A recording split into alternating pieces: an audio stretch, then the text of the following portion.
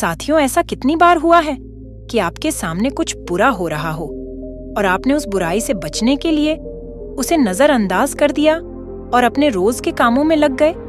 हम सभी ने यह कभी ना कभी अपनी जिंदगी में शायद किया ही होगा। पर क्या होगा जब वही बुरा व्यवहार आपके साथ हो रहा हो और ऐसे ही बाकी लोग आपको नजरअंदाज करके अपने काम करने लगे हैं? जब कोई आपको धमका रहा हो कि सच अगर आपने किसी को बताया तो आपको नुकसान पहुंचेगा, तो क्या फिर भी आप सच बोलेंगे? क्या फिर भी आप खुद के हक और सच के लिए लड़ेंगे? साथियों, कई बार सच बोलने के लिए बहुत हिम्मत की जरूरत होती है और ये हिम्मत जो गलत के सामने खड़े होने के लिए जरूरी है। ये हिम्मत अपने अंदर लाना बहुत मुश्किल हो सकता है। क्या लगता है आपको कितने लोग ऐसी परिस्थिति में सच बोलने की हिम्मत करेंगे? साथियों, आज की इस कहानी के माध्यम से हम लोग यही सीखेंगे कि चाहे परिस्थिति कितनी भी कठिन क्यों ना हो, सच बोलना और गलत का सामना करना कितना जरूरी होता है, तो बिना किसी देरी के शुरू करते। तो एक बार की बात है, एक नगर में धर्मा नाम का एक युवक रहता था जो बहुत ही अच्छा था, स्वभाव का बहुत ही सीधा और मन से बहुत ही सरल था। वह न तो किसी से लड़ाई झगड़े करता था और ना ही किसी को कभी भला बुरा कहता। वह लोगों की मदद भी किया करता, लेकिन फिर भी कुछ लोग उसे भला बुरा कहते हैं। इस पर वह मुस्कुराकर वहां से चला जाता है। जहां वह नौकरी किया करता था, वह सेठ भी उसे बहुत कम तनख्वाह दिया करता था। तब भी वह कभी अपने सेठ का विरोध नहीं करता, बल्कि हंसकर उसके सारे आदेशों का पालन किया करता और खूब मन लगाकर काम किया करता। उसकी भलाई के कारण हर कोई जो भी उससे मिलता उसे दबाने की कोशिश करता, उसे डराने की कोशिश करता। उसके इस सीधे सादे व्यवहार के कारण लोग उसे पागल भी कहते थे और कई तो यह भी कहते कि वह अपने जीवन में कभी कुछ नहीं कर पाएगा। यह तो बहुत ही सीधा है और आज के जमाने में इतना सीधा होना भी अच्छी बात नहीं है। धर्मा गरीब था, लेकिन वह कभी किसी से शिकायत नहीं करता था। धर्मा नौकरी करके पैसे इकट्ठा किया करता ताकि वह अपनी गरीबी से बाहर निकल सके। लेकिन जब भी वह गरीबी से बाहर निकलने की कोशिश करता तो कुछ लोग आते और उसकी वह जमा पूंजी उससे लेकर चले जाते हैं। कभी उसके रिश्तेदार आते तो कभी उसका कोई सगा संबंधी, जो अपना दुख दर्द दिखाकर, अपना दुख दर्द सुनाकर उसका जोड़ा हुआ 1-1 रुपया उससे ले जाते और धर्मा कुछ नहीं कर पाता। धर्मा तो केवल यही सोचता रहता था कि वह एक अच्छा आदमी है और अच्छे आदमी कभी किसी पर अत्याचार नहीं करते, वो कभी किसी का विरोध नहीं करते। वह तो स्वयं में खुश रहते हैं, दूसरों की मदद भी करते हैं। इन सारी बातों से वह अपने आप को समझा लेता। एक दिन की बात है, उसने देखा कि उसका एक मित्र चोरी चाकरी करके, बेईमानी करके, गलत काम करके आज बहुत धनवान बन चुका है और उसके पास अत्यधिक खुशियां हैं, पैसा है और यह समाज उसे सम्मान भी देता है। वह तो ना दान करता है और ना ही लोगों की मदद करता है, बल्कि वह तो दूसरों पर अत्याचार करता है। वह जबरदस्ती लोगों के पैसे लूट लेता है और उन्हीं पर चीखता चिल्लाता भी है। फिर भी यह समाज उसी को पसंद करता है। लेकिन मैं एक सीधा साधा इंसान हूँ, मैं एक अच्छा युवक हूँ, फिर भी मुझे कोई पसंद नहीं करता। मुझे तो सब लोग पागल समझते हैं और मेरे जीवन में तो केवल दुख ही दुख है। धर्मा मन ही मन यह सोच रहा था कि तभी उसके मन में एक और विचार उत्पन्न हुआ। वह यह सोचने लगा, क्या मुझे बुराई का रास्ता अपना लेना चाहिए? एक दिन वह अपने मालिक के घर पर काम कर रहा था। तभी अचानक उसके हाथों से एक सामान गिरकर टूट गया जो कि कीमती था। इस पर उसके मालिक ने उसे बहुत खरी खोटी सुनाई। उसकी पिटाई की और कहता है, तुझे अब से 1 साल तक मेरे यहाँ पर मुफ्त में काम करना होगा। क्या तुझे नहीं पता था कि यह कितनी कीमती चीज है? अब से 1 साल तक मैं तुझे कोई पैसे नहीं देने वाला हूँ। धर्मा रो रहा था, गिड़गिड़ा रहा था, लेकिन उसके मालिक ने उसकी एक नहीं सुनी। धर्मा रोता हुआ अपने घर जा रहा था। उसी रास्ते से एक बौद्ध भिक्षु भी गुजर रहे थे। उन्होंने जब धर्मा के रोने की आवाज सुनी तो वह धर्मा के पास आए और धर्मा से कहते हैं, यह सब कैसे हुआ? तुम्हारे शरीर पर तो बहुत जख्म है, लाओ मैं तुम्हें मरहम लगा देता हूँ ताकि तुम्हें कुछ आराम मिल सके। इतना कहकर उन भिक्षु ने धर्मा के शरीर पर कुछ जड़ी बूटियों का लेप लगाया, जिससे धर्मा को अपने दर्द से थोड़ी राहत मिली। इस पर धर्मा उन बौद्ध भिक्षु से कहता है, हे गुरुवर, आप तो ज्ञानी मालूम पड़ते हैं, क्या आप मेरी एक बात का जवाब देंगे? इस पर वो बौद्ध भिक्षु कहते हैं, पूछो। तभी धर्मा उन बौद्ध भिक्षु से कहता है, हे गुरुवर, अच्छे लोगों के साथ बुरा क्यों होता है? मैं बहुत सीधा साधा इंसान हूँ।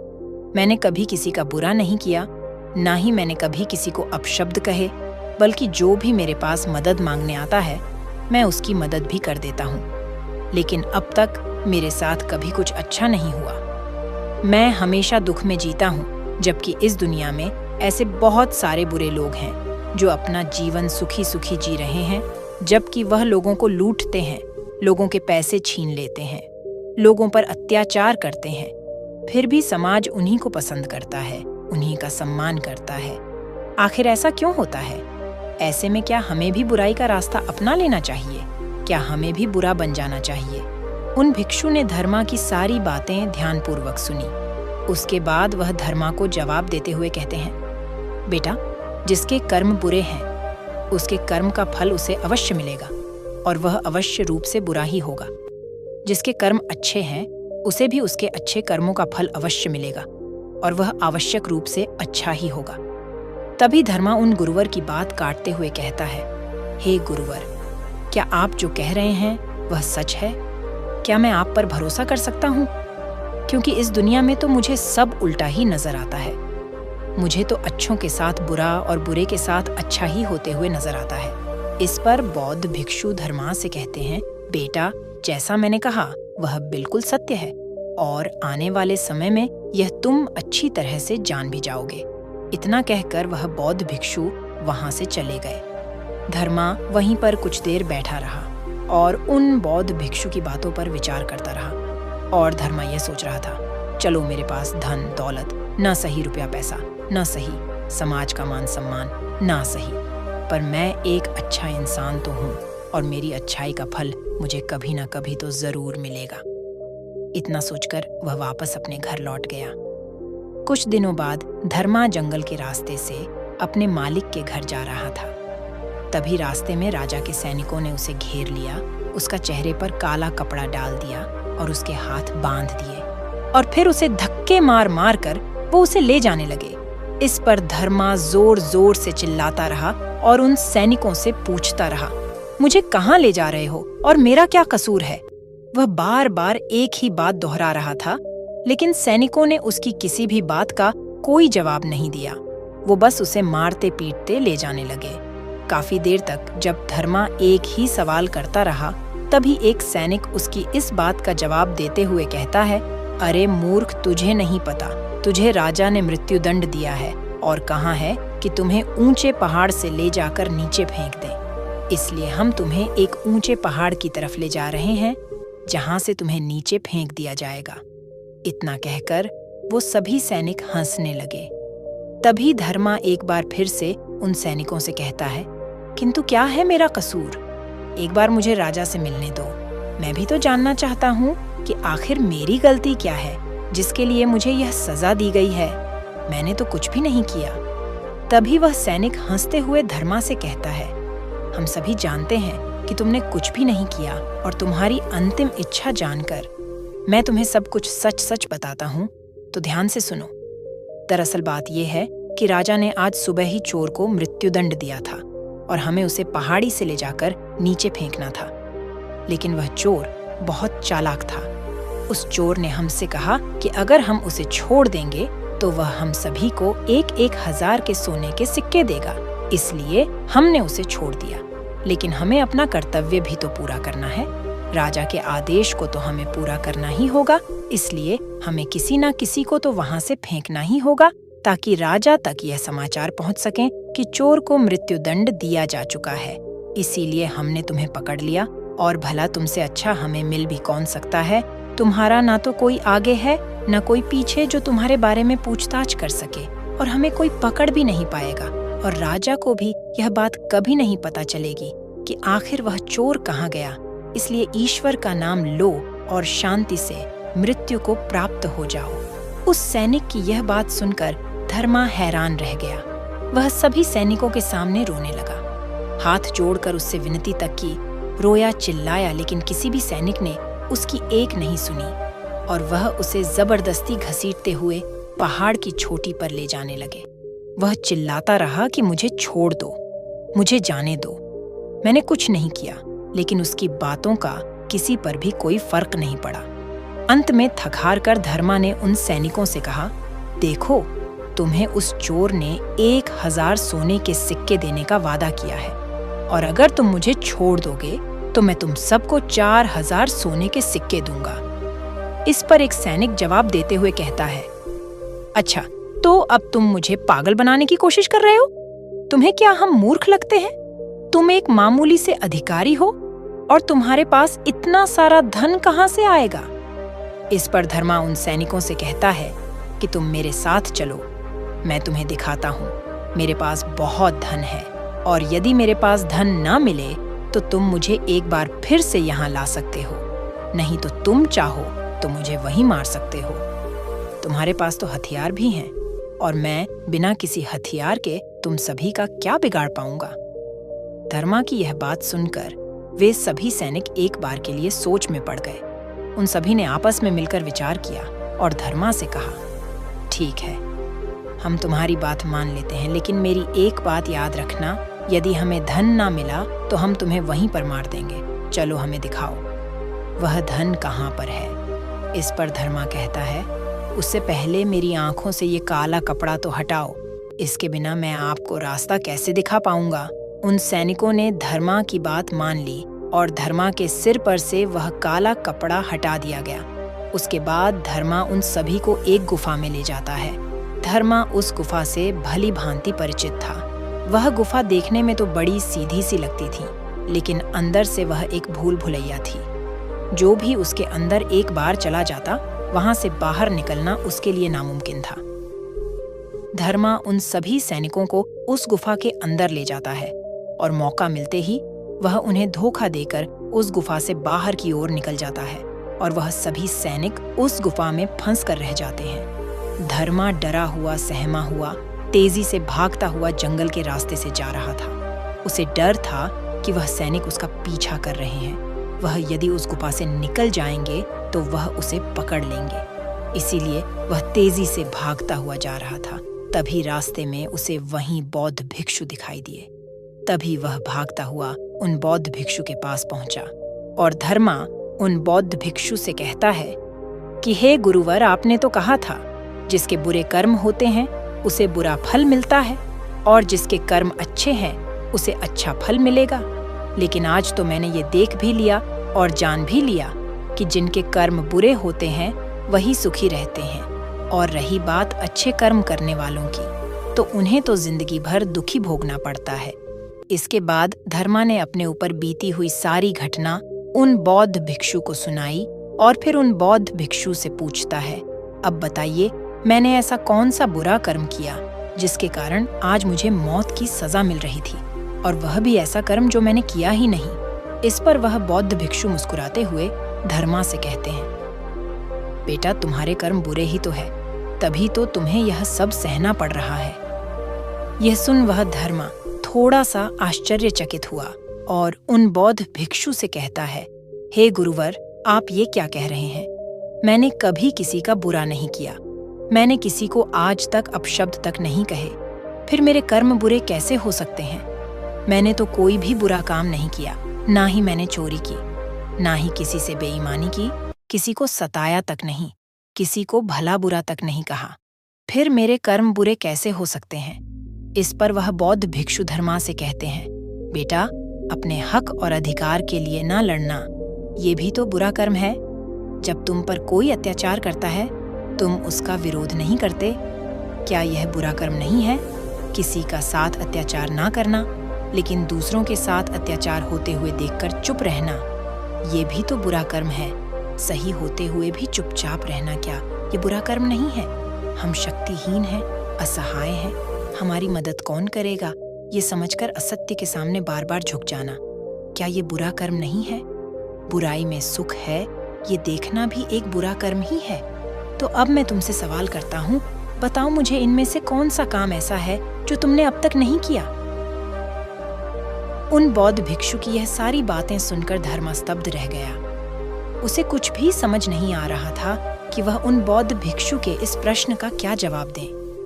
काफी देर सोच विचार करने के बाद वह बौद्ध भिक्षु से कहता है, हे गुरुवर, आप सत्य कहते हैं, ये सारे कर्म मैंने किए हैं और आप सही हैं।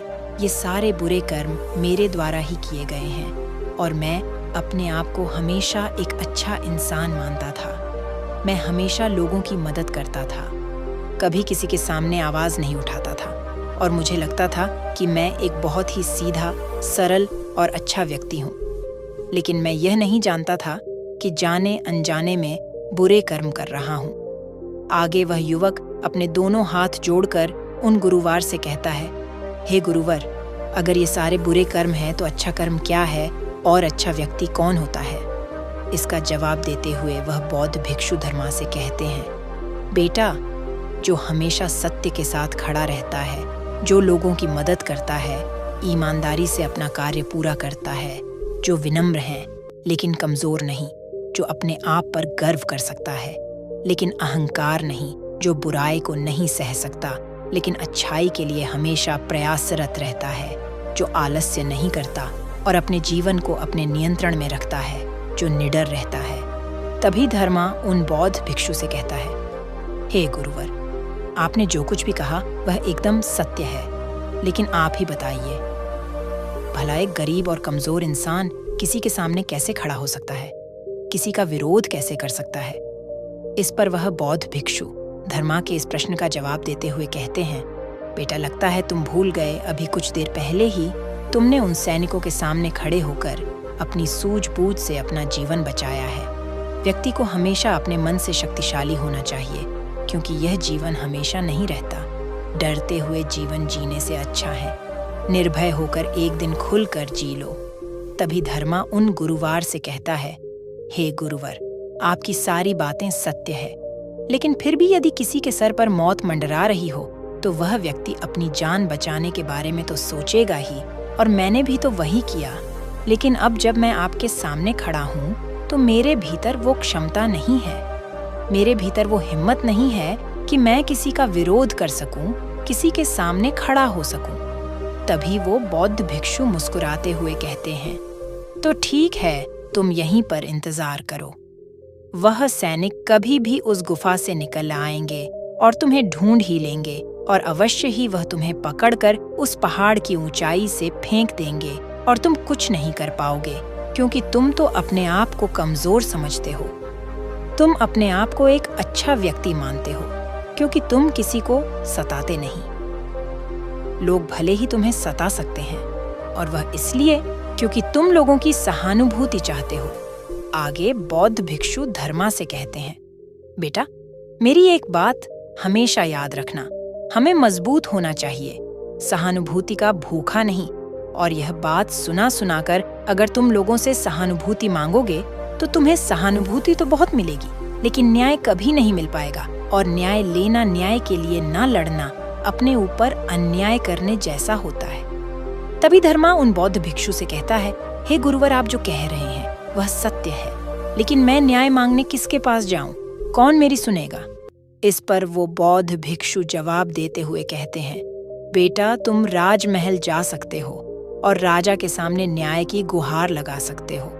इस पर धर्मा डरते हुए उन बौद्ध भिक्षु से कहता है, नहीं नहीं गुरुवर, भला राजा के सामने मैं कैसे खड़ा हो पाऊंगा? उनके सामने मेरी क्या औकात?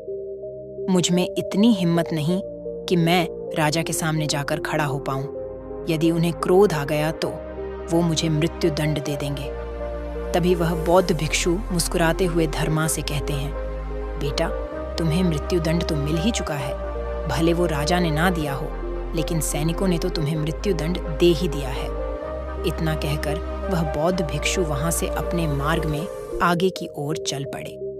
वह युवक वहीं पर खड़े खड़े उन बौद्ध भिक्षु की बातों पर विचार कर रहा था, और फिर तभी अचानक उसे किसी के आने की आवाज सुनाई दी। वह चुपचाप उन झाड़ियों में जाकर छुप गया। रात होने को थी, जिस कारण उन झाड़ियों में किसी को कोई नजर नहीं आई। धर्मा ने रात भर वहीं गुजारी और वह रात भर केवल यही सोचता रहा कि आखिर वह क्या करे। क्या वह अपना जीवन डर के जिए या फिर वह वैसे ही बुरा बन जाए जैसे उसके मित्र बन चुके हैं? तब शायद वह अपने प्राण बचा सके। आखिरकार काफी देर सोच विचार करने के बाद उसने यह तय किया कि वह एक अच्छा आदमी बनकर ही रहेगा। अगले दिन सुबह सुबह उसने हिम्मत की और राज दरबार पहुंचा। राज दरबार पहुंचकर उसने राजा से न्याय की गुहार लगाई। दरबार लगा और धर्मा को दरबार में पेश किया गया। राजा ने धर्मा से पूछा, कहो क्या तकलीफ है, किसने तुम पर अत्याचार किया? इस पर धर्मा उन राजा से कहता है, महाराज, मैं आपको उनके नाम तो बता दूंगा, लेकिन जैसे ही मैं उनके नाम बताऊंगा यहाँ खड़े सभी लोग मेरे जानी दुश्मन बन जाएंगे और हो सकता है वह मुझे यहीं पर मृत्यु के घाट भी उतार दे। राजा धर्मा से कहता है, निसंकोच हो जाओ, ये हमारा देश है, ये हमारा राजमहल है, यहाँ तुम्हें कोई भी कुछ नहीं कर सकता। तभी धर्मा राजा से कहता है, महाराज, मुझ पर इस राज्य के राजा ने अत्याचार किया है और मैं उसके अत्याचार का शिकार हूँ। राजा अपराधी है। इस बात सुनते ही राज दरबार में बैठे हुए सभी लोग अपने आसन पर से खड़े हो गए और सभी ने एक आवाज में कहा, राजन, इसे मृत्यु दंड दे दिया जाए। लेकिन राजा ने उनमें से किसी की भी एक नहीं सुनी। राजा ने कुछ देर के लिए सोच विचार किया और उसके बाद वह राजा कहता है, ठीक है, मैं तुम्हारी बात मानने के लिए तैयार हूँ, लेकिन अब मैं चाहता हूँ कि तुम अपनी बात स्पष्ट करो। आखिर तुम कहना क्या चाहते हो? यदि तुम्हारी बातों से यह स्पष्ट हो गया कि इस राज्य के राजा ने तुम पर अत्याचार किया है, तो उसे उसकी सजा भी अवश्य मिलेगी और वह सजा भी तुम ही सुनाओ। राजा की यह बात सुनकर राज दरबार में उपस्थित सभी लोग अपने अपने आसन पर बैठ गए और धर्मा की बात सुनने के लिए सभी लोग तैयार हो गए। तभी धर्मा राजा से कहता है, राजन, कल सुबह आपने एक चोर को मृत्युदंड दिया था। आपके सैनिकों ने उस चोर को 1000 सोने के सिक्के लेकर उसे आजाद कर दिया है और उसके बदले उन्होंने मुझे पकड़कर पहाड़ी से फेंकने की कोशिश की। लेकिन जैसे तैसे करके मैं वहां से निकल गया और ऐसा पहली बार नहीं हुआ, बल्कि ऐसा कई बार हो चुका है और पहले भी कई बार कई गरीब लोगों की मृत्यु इसी प्रकार हुई है। और राजा को लगता है कि राजा ने न्याय किया है, लेकिन वह राजा यह नहीं देखता कि उसके आदेश को पूरा किया जा रहा है या नहीं, क्या उसका न्याय पूरा हो रहा है या नहीं। राजा का किया हुआ न्याय किसी के लिए अन्याय बन रहा है। किसी गरीब के घर का दीपक बुझा दिया जाता है और राजा को इसकी भनक तक नहीं। राजा तो केवल अपने जीवन में मस्त है, उसे अपने महल से बाहर निकलने का समय तक नहीं है। वह बाहर निकलकर आम लोगों से मिलता तक नहीं है, उनकी समस्याओं के बारे में सुनता तक नहीं है। वह तो केवल अपने मंत्रियों और अपने अधिकारियों पर निर्भर रहता है। हे राजन, मेरा राजा तो मुझसे कभी मिला तक नहीं, मुझसे बहुत दूर है और मेरी आवाज भी उस तक कभी नहीं पहुंचती। अगर मैं बाहर खड़े उन पहरेदार को कुछ रुपए पैसे देकर अंदर ना आता। उस आदमी की यह बात सुनकर राज दरबार में उपस्थित सभी लोग आश्चर्यचकित रह गए। राजा भी यह बात सुनकर बड़ा अचंभित था। तभी राजा ने मंत्री को आदेश दिया और कहा कि सत्य का पता लगाया जाए। मंत्री ने तुरंत ही राजा के आदेश का पालन किया और गुप्तचरों से पता किया कि आखिर यह जो धर्मा कह रहा है उसमें कितनी सच्चाई है। कुछ घंटों के बाद मंत्री को यह बात पता चल गई कि जो धर्मा कह रहा है वह बिल्कुल सत्य है और उसने यह बात आकर राजा को बताई। मंत्री राजा से कहता है, हे राजन, ये धर्मा जो कह रहा है वह बिल्कुल 100% सत्य है। जिसे चोर को आपने कल मृत्युदंड दिया था, वह चोर तो बाहर घूम रहा था और हमने उसे एक बार फिर से पकड़ लिया है और उसने ये कबूल भी लिया है कि उसी ने सैनिकों को धन दिया था ताकि वह उसे जाने दें, और जिन सैनिकों ने वह धन लिया था हमने उन सैनिकों को भी गिरफ्तार कर लिया है। तभी राजा मंत्री से कहता है, उन सभी अपराधियों को राज दरबार में पेश किया जाए। राजा के आदेश पर उन सभी अपराधियों को राज दरबार में पेश किया जाता है। तभी वह राजा धर्मा से कहता है, हम तुम्हारे अपराधी हैं, कहो आखिर तुम हमें क्या दंड देना चाहते हो? तुम जो भी दंड हमें दोगे वो हमें खुशी खुशी स्वीकार है। इस पर धर्मा राजा से कहता है, हे राजन, आप इस राज्य के राजा हैं।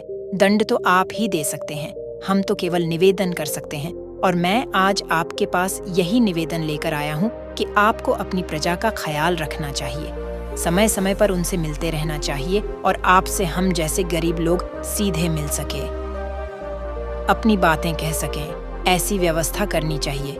इस पर राजा ने मंत्री को आदेश दिया और कहा, मंत्री जी, उन दरबारियों को भी पकड़कर लाया जाए जिन्होंने इस व्यक्ति से धन लेकर इसे अंदर आने की अनुमति दी। मंत्री ने राजा के आदेश का पालन किया और उन दरबारियों को भी दरबार में पेश किया गया। राजा ने उन दरबारियों को भी नौकरी से निकाल दिया और उन्हें 3 महीने की काल कोठरी में रहने की सजा सुनाई। आगे जाकर राजा धर्मा से कहता है, मैंने तुम्हारे जैसा निर्भय व्यक्ति आज तक नहीं देखा। तुम ईमानदार भी हो, सच्चे भी हो और तुम जैसे व्यक्तियों की हमारे समाज में बहुत आवश्यकता है। मुझ जैसे राजा को भी आज तुमने आईना दिखा दिया है। आगे वह राजा धर्मा से कहता है, इसलिए आज से मैं तुम्हें इस राज्य का मुख्यमंत्री घोषित करता हूँ। इस पर धर्मा कहता है, नहीं नहीं महाराज, मैं तो बस अपनी बिनती यहाँ पर लेकर आया था। आपने मेरी बात सुनी, बस इसी में मैं खुश हूँ। इतना कहकर धर्मा ने राजा को प्रणाम किया और वापस अपने घर लौट गया। देखते ही देखते धर्मा का नाम पूरे राज्य में फैल गया। सब उसे जानने लगे, उसे पहचानने लगे और वह व्यक्ति केवल एक ही बात कहता था, अच्छे कर्मों का फल हमेशा अच्छा ही होता है। बस हमें बुराइयों से नहीं डरना चाहिए, हमें तो बिना डरे सच का सामना करना है। साथियों, इस कहानी के माध्यम से मुझे उम्मीद है कि आपको यह समझ में आ चुका होगा कि अच्छा होना क्या होता है और एक सच्चा व्यक्ति कैसे बनते हैं। यदि आप भी अपने आप को एक अच्छा और सच्चा व्यक्ति मानते हैं और आपको लगता है कि आप भीतर से अच्छे हैं और आपके साथ बुरा हो रहा है, तो उस बुराई का कारण कौन है, उस तकलीफ का कारण कौन है, ये आपको अच्छी तरह से पता चल चुका होगा। इसलिए खुद को कमजोर और असहाय ना माने, अपने लिए लड़ना सीखें। अपने आप को भीतर से मजबूत बनाएं, अपने मन को कठोर बनाएं ताकि आप उन परिस्थितियों और लोगों का सामना कर सके जो आपका फायदा उठाने की कोशिश करते हैं, क्योंकि बुराई सहना भी एक बुरा कर्म ही है। तो साथियों, ये वीडियो आपको कैसी लगी? मैं उम्मीद करती हूँ इस वीडियो से आपको बहुत कुछ सीखने को मिला होगा। अपनी राय कमेंट बॉक्स में दें। फिर मिलते हैं अगले वीडियो में।